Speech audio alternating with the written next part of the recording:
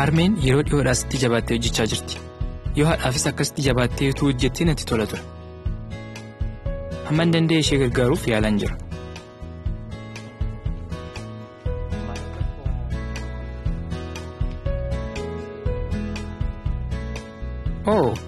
Edaa maqaa koo isinitti hin himne. Jiiniin jedhama. Guyyaa hundumaa ganama wanta wal fakkaatuun godha. Bishaan buufadheen dhugaa. Juun nagaan gaafadha. Juun mucaa gumii kooti. Achi immoo Miikiyoongi ni dhufti. Yommuu wal arginu nagaan ishee gaafadha. Isheen immoo wanta nama hawwatu dubbatti. Anis suute jedhee ishee irraa adda ba'uufan yaala.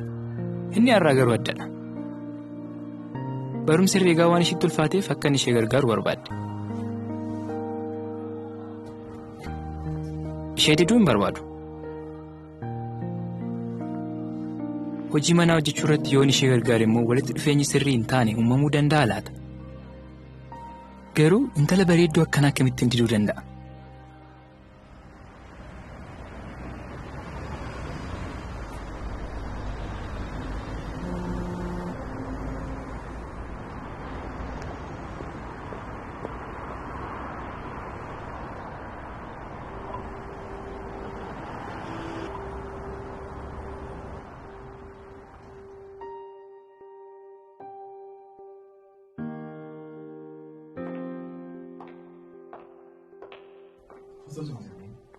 Garuu waa'ee ishee yaaduu dhiisuun kan natti ulfaate maaliif?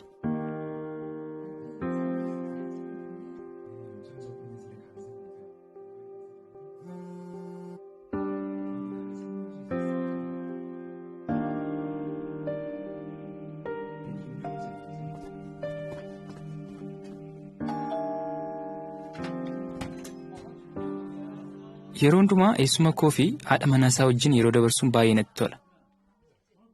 Harmeen illee guyyaa waliin taanee irbaatatti nyaannuu fi biroodkaastingii itti ilaallu akka ishee darbuun barbaaddu.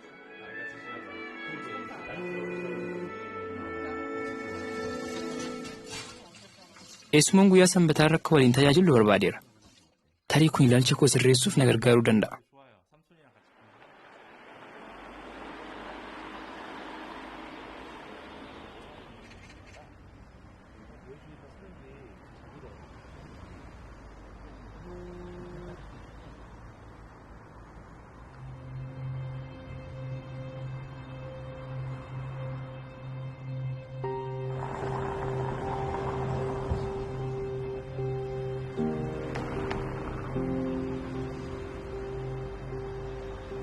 Yohaan waan natti gadee natti fakkaata.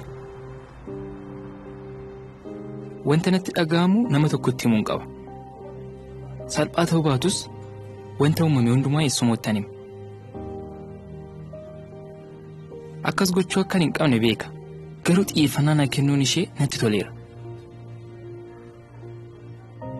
Uumama 39 waliin dubbisne.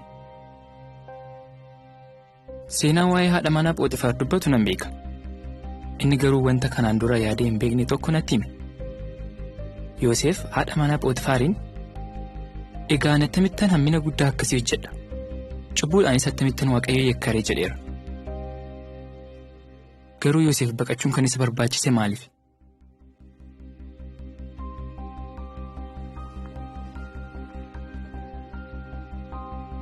Xiyyeeffannaa isheen guyyaa hunda isaaf kennitu kan hin barbaanne ta'us isheen abdii hin kutanne. Gaaf tokko Yoosef akka ishee wajjin ciisu mirkanaa'aa turte. Haalli isaa hammaachaa waan deemeef Yoosef baqachuuf dirqame.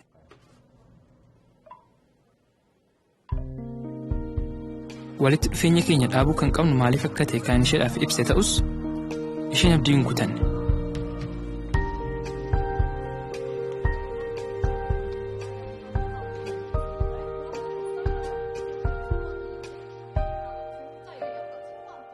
Dhumarratti maal akkanaan jette beektu? Sodaattu naan jette. Garuu dogoggorteetti. Namni gara Yihuutti fiigu matuma sodaattu miti.